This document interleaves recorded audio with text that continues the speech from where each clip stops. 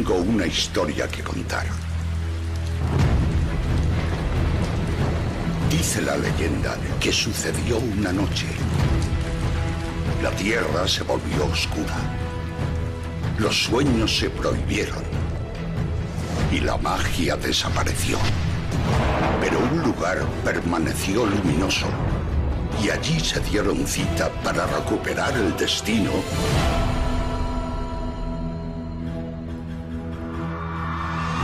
Hombres de luz, criaturas de otros mundos, seres celestiales y mujeres de fuego, guerreros y amazonas de cuerpos perfectos, manos de oro que convierten en ritmo todo lo que tocan. Juntos hicieron brotar rayos de la oscuridad con tal fuerza que la luz se desbordó, inundando de nuevo el universo. Ya nada era imposible.